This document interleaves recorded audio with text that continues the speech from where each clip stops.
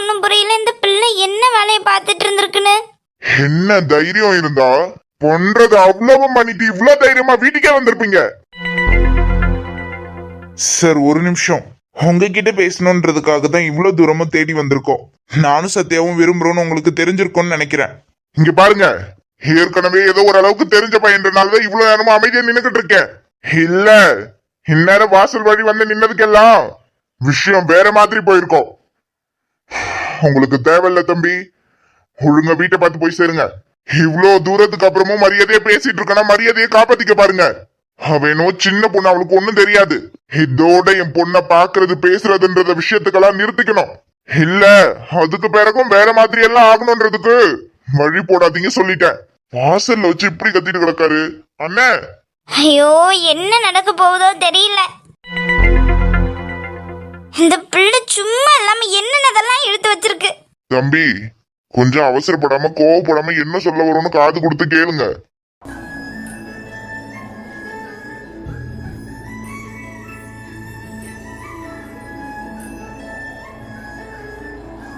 அண்ணா என்னண்ணே வாசல்ல வச்சு கத்திட்டு இருக்க? 4 பேர் பார்க்க போகவா?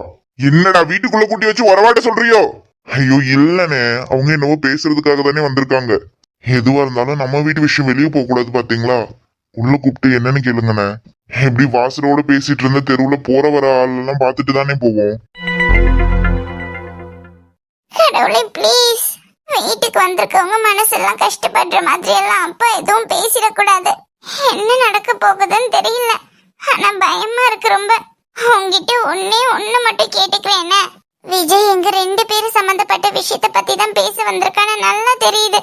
ஆனா அதுக்கு எல்லாமும் வீட்ல எல்லாம் ஒத்துக்க மாட்டாங்கன்னு எனக்கு நல்லாவே தெரியும்.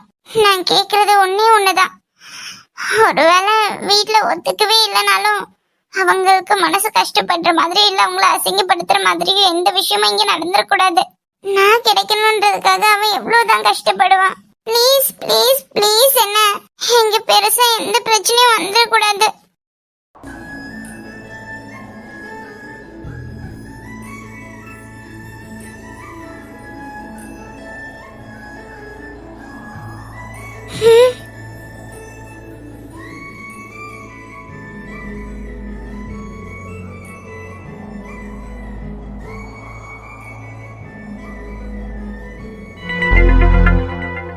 தம்பி இங்க பாருங்க, நீங்க பேசணும்னு சொன்ன உடனே உள்ள கூப்பிட்டு பேச வந்தது எங்க வீட்டு விஷயம் வெளியே போயிடக்கூடாதுன்னு தான். அதை தாண்டி நீங்க சொல்ல வர்றதே கேட்கணும்ன்றதுக்கு இல்ல. இங்க பாருங்க, மறுபடியும் சொல்றேன், அதுவும் வீட்டுல இருந்து பெரியவங்களா வந்திருக்கீங்களேன்னு தான். இது கூட என் பொண்ணு சின்ன பொண்ணு, விவரம் பத்தாம என்னவோ புத்தி கெட்டு போயிருச்சு.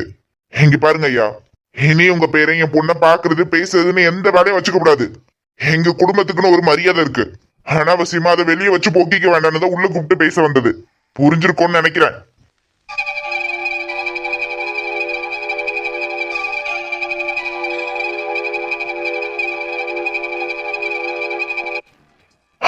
சரி தம்பி, நீங்க பேசிட்டீங்கல்ல, இப்போ நாங்க என்ன பேச வந்தோம் கொஞ்சம் காது கொடுத்து கேளுங்களேன். இதுல கேக்குறதுக்கு என்னங்க இருக்கு? நாங்க சொல்ல வேண்டியதை தெளிவா சொல்லியாச்சு. மேற்படி நீங்க சொல்றதை ஏத்துக்கணும்னா தான் நீங்க சொல்றதெல்லாம் நாங்க காது கொடுத்து கேட்கணும். எங்களுக்கு அதுக்கு அவசியம் கிடையாது. அண்ணே ஹிரன் அப்படி என்னதான் சொல்ல வராங்கன்னு கொஞ்சம் கேட்போமே. என்னடா நீ சொன்னதான் உள்ள கூப்பிட்டு கூட பேச வந்தேன். அவங்க சொல்றது எல்லாத்தையும் கேட்டுக்கிட்டு இருக்கணும்னா பொண்ணு கேட்பாங்க, கொடுப்போமா? அப்படி இல்லைன்னா வயசுல பெரியவரு என்னமோ சொல்ல வராரு, அதான் என்னன்னு காது கொடுத்து கேட்போமேன்னு. நம்ம வேண்டானா வேண்டான்னு தானே நிக்க போறோம். ஆனா அவங்க சொல்றதுல காது கொடுத்து கேட்கறதுல என்ன இருக்க போகுது? சொல்லுங்க தம்பி, உங்க பொண்ணு சின்ன பொண்ணுதான். கல்யாணத்துக்கு வேண்டிய வயசு எல்லாமும் கிடையாது. அதுல எங்களுக்குமே எந்த சமரசமும் கிடையாது. படிக்க அனுப்பிச்ச பிள்ளைய எங்கேயாவது ரோட்ல வச்சு நீங்க கண்ட மாதிரி கண்ட எந்த பெத்தவங்களுக்கும் கோவம் வரதான் செய்யும். தெரியுது இல்லங்க, பெத்தவங்க எவ்வளவு கொதிச்சு போயிருப்போனே. புரியுது தம்பி, என் பேரன் பண்ணதும் தப்புதான், நான் இல்லைன்னு எல்லாம் சொல்லல. ஆனா இந்த வயசுல பிள்ளைங்களுக்கு இதெல்லாம் வர்றது தானே. என்னங்க சொல்ல வரீங்க இப்போ? வர்றது தானே. படிக்கிற பிள்ளைய என்ன பண்ண சொல்றீங்க? நல்லா படிச்சுட்டு இருந்த பிள்ளை கொஞ்ச நாளா காலேஜ்ல பாடம் எடுக்கிறவங்களே போன் பண்ணி சொல்ற அளவுக்கு இருக்கவங்க பிள்ளைய கொஞ்சம் கவனிங்கன்னு. அப்ப என்ன லட்சணத்துல எங்க பொண்ணு மனசு மாத்தி வச்சுட்டு இருக்கா உங்க பையன்? இங்க பாருங்க, மேற்கொண்டு எதுவும் பேச வேண்டாம், சரிப்பட்டு வராது. நான் பண்ண தப்புக்கு அவன் என்னப்பா பண்ணுவான்? சார் ப்ளீஸ், நாங்க பண்ணது தப்பாவே இருக்கலாம். இனி நானும் உங்க பொண்ணை பாக்குறதோ பேசுறதோ எந்த தொந்தரவு எல்லாமும் பண்ண போறதெல்லாம் கிடையாது.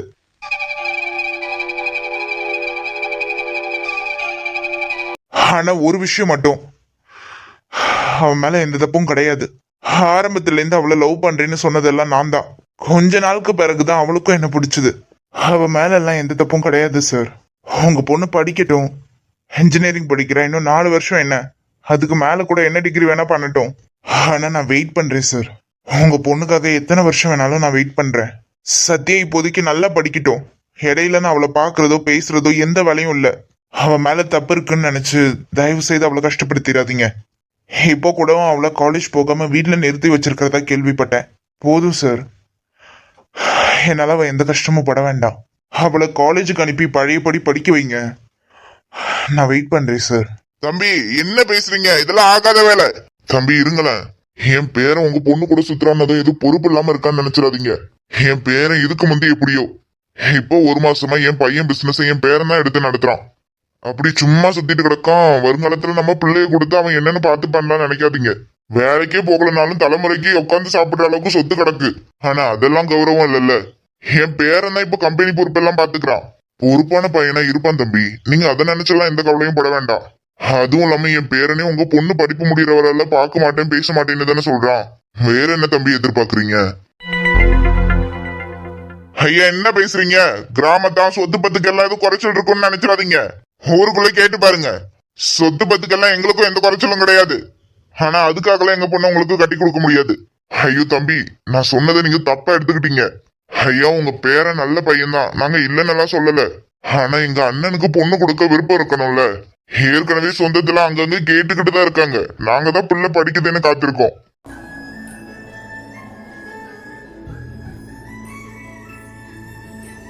சொந்தத்துல உள்ளவங்களெல்லாம் விட்டுட்டு வெளியாளுக்கு கட்டி தர்றதுல எங்களுக்கு ஒன்றும் பெருசா விருப்பம் இல்ல. நாளைக்கு ஏதாவது ஒண்ணுனா கூட எங்க சொந்தக்கார பயிலாச்சும் நாங்க சட்டையை பிடிச்சு கேட்க முடியும்.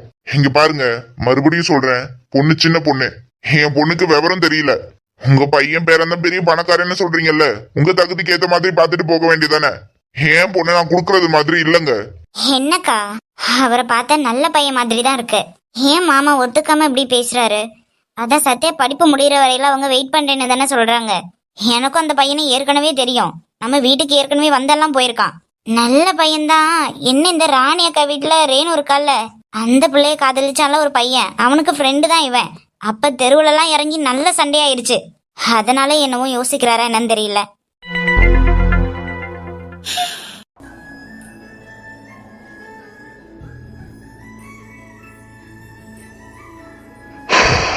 தம்பி கொஞ்சம் யோசிச்சு முடிவெடுங்களேன்.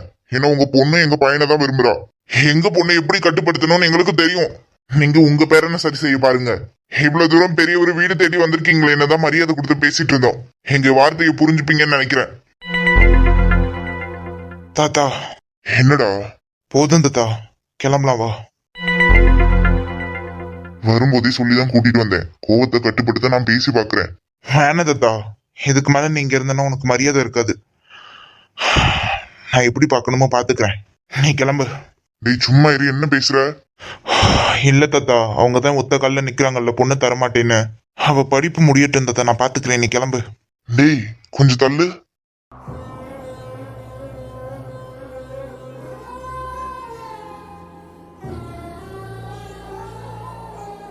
தாத்தா உள்ள எங்க எழுந்து போற? என்னாச்சு இவருக்கு? என்னாச்சு?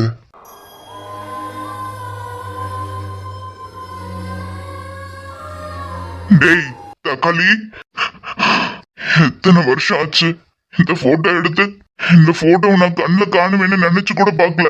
டேய் தக்காளி, அப்போ நீ இங்கதான் எங்கேயும் இருக்கல்ல? தாத்தா என்ன தாத்தா பண்ணிட்டு இருக்க? நீ பாட்டுக்கு எழுந்து வந்து இங்க அடற. என்ன தாத்தாச்சு? டேய் விஜய், என் தக்காளிடா. என்னது? என்ன தாத்தா சின்ன குழந்தை மாதிரி அழுந்துகிட்டு? எனக்கு புரியலையே. டேய் போட்டோ பாருடா, என் தக்காளி இருக்காண்டா அதுல. தக்காளியா?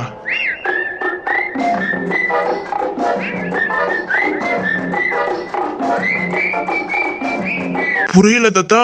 தக்காளினா உன் ஃப்ரெண்டு? ஆமாண்டா, நான் அடிக்கடி சொல்லுவேன்ல, இந்த பையன் எந்த ஊர்ல இருக்கான், எங்க இருக்கான், என்ன பண்றான்னு தெரியலன்னு. என் தக்காளியும் நானும் சின்ன வயசுல சேர்ந்து எடுத்துக்கிட்ட போட்டோ தான்டா இது.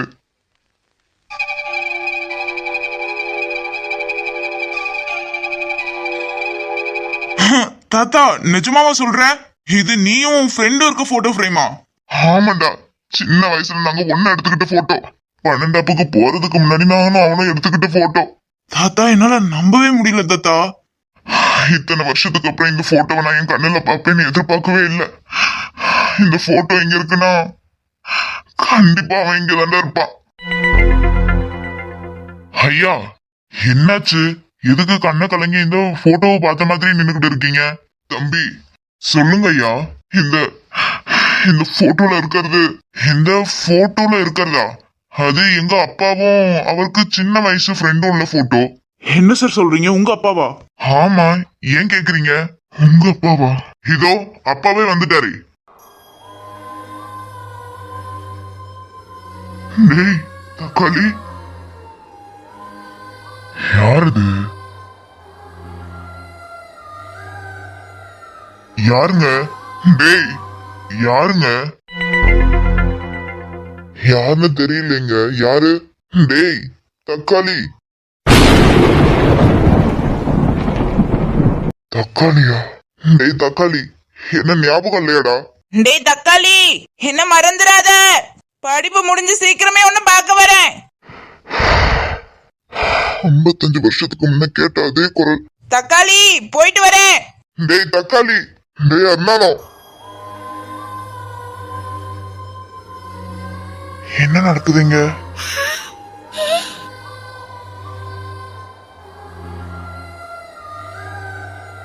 டேய் டேய் அருணாலும், டேய் டேய் இத்தனை வருஷமா எங்கடா போன? டேய் ராஸ்கல், உன்னை இங்க பாப்பேன்னு சுத்தமா எதிர்பார்க்கவே இல்லடா. படவா, இத்தனை வருஷமா எங்கடா போய் தொலைஞ்ச? டேய் டேய் தக்காளி, இத்தனை வருஷமா உன்னை நான் தேடாத இடம் கிடையாதுடா. டேய் அருணாலும், பேண்ட் கோட்டு சுட்டுன்னு வெள்ளக்கார மாதிரி இருக்கேடா. என் தங்க புள்ள, இத்தனை வருஷமா உன்னை பார்க்க முடியாம போயிருச்சேடா. டேய் தக்காளி பையா, டேய் தக்காளி பையா, இது கனவா நனவானே தெரியலடா. இத்தனை வருஷமா உன்னை எங்கெல்லாம் தேடி சுத்தின தெரியுமா? எப்படிடா இருக்க? டேய் என் தங்கமே, நான் நல்லா இருக்கேன்டா. உன்னை பார்க்காத ஒரு குறைதான். நீ எப்படிடா இருக்க? நல்லா இருக்கேன்டா. என்னெல்லாம் மறந்துட்டு தானடா நீ? போடா, நீ தானே என்ன மறந்துட்ட. போடா, நானும் மறந்துட்டேன். எங்கெல்லாம் தேடி சுத்தின தெரியுமா? அதனாலும் அண்ணா, நம்ம அப்பா அண்ணா இது இப்படி சின்ன குழந்தை மாதிரி அழுது இத்தனை வருஷத்துல நான் பார்த்ததே இல்லைன்னா. சின்னோனே, அப்பாக்குள்ள இத்தனை வழி இருந்திருக்காடா. அப்பா அழுறத பார்த்தா அழுகிய வருதுன்னு. கண்ணம் போட்டு கணக்குல குறிச்ச நினைவுகள் மலருது, மனசுக்குள் குளிருது. கம்பங்கூழு குடிச்சிடத்தானே உதடுகள் துடிக்குது, மீசையும் பழுக்குது. பழகினத மறக்கலையே, அந்த பருவம் இப்போ கிடைக்கலையே. காட்சிகளுக்கு நிறையில்லையே, இன்னும் கண்ணை விட்டு தான் மறையலையே. டேய் தங்கம், தக்காளி, இது உன் வீடடா? ஆமாண்டா. என்எல்சியில ஊர் எடுத்ததுக்கு அப்புறம் நம்ம சொந்தக்காரவங்களும் ஆளுக்கு ஒரு தசையா போயிட்டாங்க. நாங்களும் அங்கிருந்து இந்த ஊரை பார்த்து வந்துட்டோம்டா. இதோ அங்க நிக்கிறாங்களே, அவங்கதான் உன் தங்கச்சி. வணக்கம்மா, நல்லா இருக்கீங்களா? ஐயோ ஐயா, நல்லா இருக்கேயா. உங்களை பார்த்ததுல எம்பிட்டு சந்தோஷம் தெரியுமா? சின்ன வயசு சிநேகிதன் எப்பவும் உங்களை பத்தின பேச்சுதான். உங்களை பத்தி எந்த நேரமும் புலம்பிக்கிட்டே இருப்பாரு. ரொம்ப சந்தோஷம் உங்களை பார்த்ததுல. எனக்கும் ரொம்ப சந்தோஷமா. பசங்கள்லாம்டா, அதுக்கெல்லாம் ஒரு குறையும் இல்லடா. இதோ நிக்கிறானோலே, இவங்க 2 பேரும் ஏன் மவனுங்கதான். 3 பையன் ஒரு பொண்ணு. இவன் பெரியவன், அவன் நல்லுவன். அதுக்கடுத்து ஒரு பொண்ணு கல்யாணம் பண்ணி கொடுத்தாச்சு. இங்க ஊர்லயே தான், நம்ம வீடு பக்கத்துலயே தான்டா இருக்கா. அதுக்கடுத்து கடைக்குட்டி ஒருத்தன் இருக்கான். வீட்டுல இல்ல, வேலைக்கு போயிருக்கான். அவனுக்கு ஆபீஸ் உத்தியோகம். பசங்கெல்லாம் நல்லா ஆளாக்கிட்டாங்கடா. வருஷம் ஓடிடுச்சு இல்லடா. ஒருத்தனுக்கும் ஒரு குறை கிடையாது. எல்லா பிள்ளைகளும் நல்லா இருக்கானுங்க. அதே மாதிரி எல்லா பிள்ளைகளுக்கும் கல்யாணமும் ஆகிருச்சு. ரொம்ப சந்தோஷம்டா. ஆமா, உனக்கு எத்தனை பிள்ளையோ? தங்கச்சி எப்படி இருக்கு? அவ என்ன எப்பயோ விட்டுட்டு போயிட்டாடா. 10 வருஷம் இருக்கும். பார்க்காத ஹாஸ்பிட்டல் இல்ல, அலையாத இடம் இல்ல. மகராசி போய் சேர்ந்துட்டா. அதை விடுறா. பசங்க இருக்காங்களாடா? இருக்கான், ஒரே ஒரு பையன், பேரு விஸ்வநாதன். அப்படியாடா? ஆமாண்டா, அவனுக்கும் கல்யாணம் ஆகிருச்சு. அவனுக்கு ஒரு பையன் ஒரு பொண்ணு, பேரன் பேத்தி. எல்லாரும் நல்லா இருக்காங்கடா. டேய் தங்கம், என் வாழ்க்கையில இன்னைக்கு ரொம்ப சந்தோஷமா இருக்கேன்டா. இனி எல்லாமும் உன்னை பார்க்க முடியுமான்னு நினைச்சிட்டு இருந்தேன்டா. நானும் தான்டா, நாம இருந்த ஊரெல்லாம் அடிக்கடி போய் விசாரிச்சுட்டு வருவேன். ஒவ்வொரு வாட்டியும் ஏமாந்து மட்டும்தான்டா வருவேன். ஏன்னா ஒருத்தருக்கும் உங்க குடும்பத்தை பத்தின தகவல் எதுவுமே தெரியல. என் கண்ணை எனக்கே நம்ப முடியலடா. அது இருக்கட்டும்டா, இப்ப நான் இங்க இருக்கேன்னு நீ எப்படி கண்டுபிடிச்ச? அது நான் வந்த விஷயத்தையும் மறந்துட்டேன் பாரு. ஒரு நிமிஷம் இருடா வரேன். எங்கடா போற? இருடா வரேன்.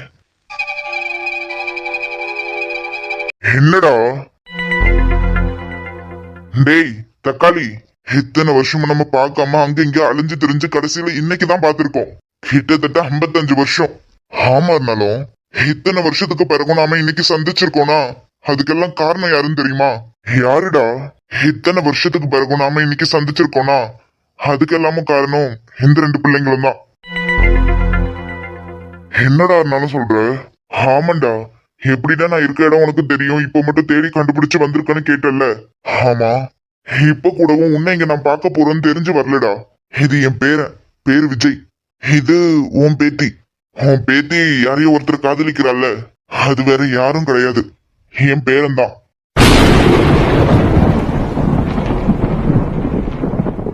என்னடா சொல்ற?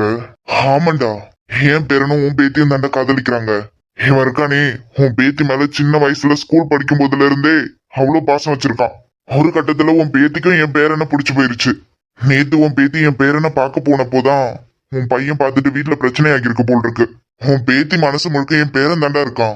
விஜய்க்குமே அப்படிதான்டா. எந்த பிள்ளைக்கு ஒண்ணுன்னா துடிச்சு போயிடுவான். அப்படி இந்த பிள்ளை நேத்து இவனை பார்க்க வந்து வீட்டுல மாட்டிக்கிச்சுன்னு விஷயம் தெரிய வந்தப்போ கூடவே இந்த பிள்ளைய அடிச்சு இனி காலேஜ் எல்லாமும் போக கூடாதுன்னு நிறுத்தி வச்சிருந்ததெல்லாம் என் பேரன் காதுக்கு வந்துச்சு. அது என் பேரனுக்கு தாங்கிக்க முடியாம தான் இன்னைக்கு உன் வீடு தேடி நான் பேச வந்தது. இந்த பிள்ளைக்கு ஒண்ணுன்னா அவன் உயிரே விட்டுருவான்டா. அந்த அளவுக்கு என் பேர மனசுலயும் உன் பேத்தி தான் இருக்கா. டேய் தக்காளி, சொந்தத்துல கொடுக்க போறேன் அப்படி இப்படின்னு சொல்லி இவங்க 2 பேரையும் பிரிச்சிடாதீங்கடா. இவங்க 2 பேருமே ஒருத்தருக்கு ஒருத்தர் இல்லாமலாம் இருந்துக்க மாட்டாங்க. பேசாம உன் பேத்தியை என் பேரனுக்கே கல்யாணம் பண்ணி கொடுத்துருடா. ஏன் பேரன்றதுக்காகலாம் சொல்லலடா, உண்மையாவே ரொம்ப நல்ல பையன்டா. உன் பேத்தி மட்டும் எங்க வீட்டுக்கு வந்தான்னு வச்சுக்கோயேன், வீட்டுல இருக்க ஒவ்வொருத்தரும் அவ்வளவு மகாராணி மாதிரி தான் தாங்குவோம். இவ்வளவு தூரம் சொல்றேன், என்னடா தக்காளி யோசிக்கிற?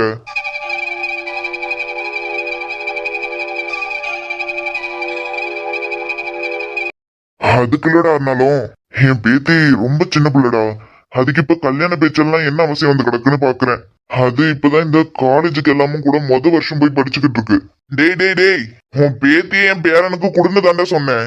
ஆனா இப்பவே கொடுன்னு நான் கேட்கல. எனக்கும் தெரியும்டா, எனக்கு ஒரு பேத்தி இருக்கா, வீட்டுல ஒரு பொம்பளை பிள்ளை இருக்கு. பிள்ளைங்களுக்கு படிப்பு எவ்வளவு முக்கியம்னு எனக்கு நல்லா தெரியும். அதனால இந்த பிள்ளைய நாங்க இப்பயே கொடுன்னு எல்லாம் கேட்கல. இந்த பிள்ளை எவ்வளவு தூரம் வரைக்கும் படிக்கணுமோ படிக்கட்டும், அதுல எங்களுக்கு எந்த பிரச்சனையும் கிடையாது. அந்த பிள்ளை படிச்சு வேலைக்கு போகுதா போகட்டும். ஆனா அதெல்லாம் முடிஞ்சு இந்த பிள்ளைக்கு கல்யாண பேச்சுன்னு ஒண்ணு எடுப்பீங்கல்ல, அந்த நேரத்துல வெளியூர் மாப்பிள்ள சொந்தக்கார மாப்பிள்ளன்னு எதுவும் பார்க்காம என் பேரனுக்கே கல்யாணம் பண்ணி கொடுத்துருங்கடா. என் பேரன் உன் பேத்தியை நல்லா பாத்துப்பான். என்னடா தக்காளி, நான் பாட்டுக்கு பேசிக்கிட்டு இருக்க, நீ பாட்டுக்கு யோசிச்சுட்டே இருக்க.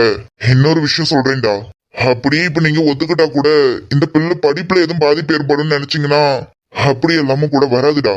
ஏன்னா உன் பேத்தி படிச்சு முடிச்சு வெளியே வர்றது வரையிலும் என் பேரனும் உன் பேத்தியும் பாத்துக்கிறதோ பேசிக்கிறதோ இது எதுவுமே வேண்டாம்.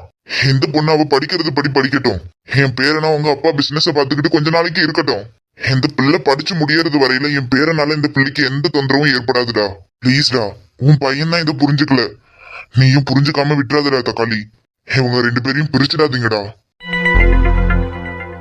அப்புறம் தக்காளி, உனக்கு ஞாபகம் இருக்காடா, நான் 12வது முடிச்சுட்டு மேல் படிப்புக்காக அந்த ஊரை விட்டு வெளியே போறேன்னதும் நம்ம 2 பேரும் மாத்தி மாத்தி ஒரு சத்தியம் பண்ணிக்கிட்டோம், ஞாபகம் இருக்கா?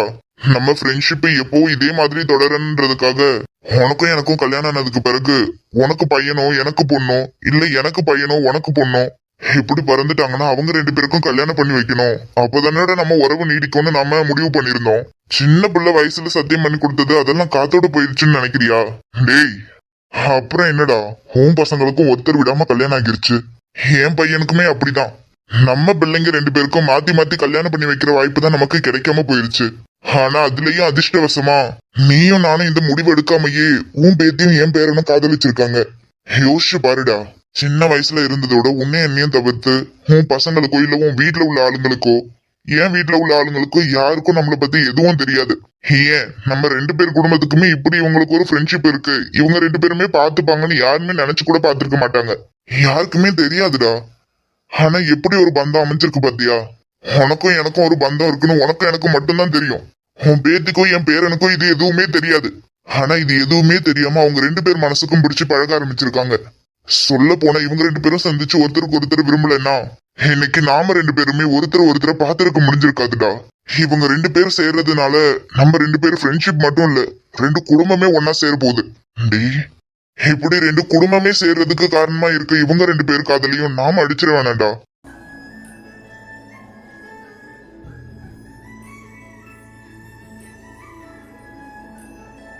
டேய் படவா, நான் அமைதியா நின்னதுக்கு அதுவுமா நீ பாட்டுக்கு பேசிக்கிட்டு இருக்க. கடைசியில என்ன வில்லனாக்கிருவ போல் இருக்கேடா. என் பேத்தியும் உன் பேரனுக்கு தரமாட்டேன்னு நான் சொல்லவே இல்லடா. தாராளமா நான் என் பேத்தியும் உன் பேரனுக்கே கல்யாணம் பண்ணி தரேன். ஆனா அதுக்கு முன்ன என் மகன் கிட்ட ஒரு வார்த்தை கேட்டுக்கிறேன். பெரியவனே. அப்பா, நடந்ததெல்லாம் கேட்டுக்கிட்டு தானடா இருந்த. இவன் நான் இத்தனை வருஷத்துக்கு அப்புறம் பாப்பேன்னு சுத்தமா நினைச்சு கூட பாக்கலடா. உங்களுக்கு தெரியும்லடா, நான் இந்த பையனை பார்க்கணும்னு எவ்வளவு முயற்சி பண்ணியிருக்கேன்னு. சொல்ல போனா இவனும் நானும் ஒன்னா இருந்திருந்தோம்னா அவன் வீட்டுலதான் பொண்ணு கொடுத்து பொண்ணு எடுக்கிற மாதிரி பேசியிருந்தோம். அதுக்கு வாய்ப்பு இல்லாம போச்சு. இதை ஏன் உன்கிட்ட சொல்றேன்னா, நேத்து நீதான் அவ்வளவு வீம்பா நின்ன. உன்னோட பொண்ணு விஷயம் என்னதான் அது என் பேத்தியா இருந்தாலும் என்னை விட அதிக உரிமை உனக்குதான் இருக்கு. அவன் என் பேத்திய அவன் பேரனுக்கு கல்யாணம் பண்ணி கொடுன்னு கேக்குறான். ஒருவேளை இந்த விஷயத்த அவன் கேட்காம இருந்திருந்தா கூட நானே என் பேத்தி அவன் பேரனுக்கு கல்யாணம் பண்ணி வச்சிருந்திருப்பேன். ஏன்னா என் பேத்தி அவன் பேரனுக்கு கல்யாணம் பண்ணி கொடுக்கறதுல எனக்கு 100% சந்தோஷம். இருந்தாலும் அப்பங்காரன் உன்கிட்ட ஒரு வார்த்தை கேட்கணும்ல. அந்த பிள்ளையும் அந்த பையனை தாண்டா விரும்புது. நீ என்ன சொல்ற? அப்பா, இவ்வளவு தூரம் வரைக்கும் நடந்திருக்கு. இதுல நான் மட்டும் உங்க எல்லாரோட சந்தோஷத்தையும் கெடுக்கிற மாதிரியாப்பா ஒரு விஷயத்த சொல்லிடுவேன். உங்களுக்கு சம்மதம்னா எனக்கும் சம்மதம்ப்பா. அதான் நம்ம பிள்ளை படிச்சு முடிக்கிற வரைக்கும் அவங்களே காத்திருக்குன்னு சொல்றாங்கல்ல, எனக்கு மனப்பூர்வ சம்மதம்ப்பா.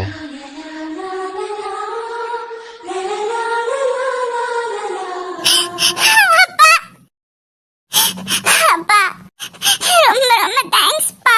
இனி உங்களுக்கு பிடிச்ச மாதிரி நடந்துக்குவேன்ப்பா. ரொம்ப ரொம்ப ரொம்ப தேங்க்ஸ்ப்பா. இது சங்கீதத்தின் நாளோ ஒரு சந்தோஷம்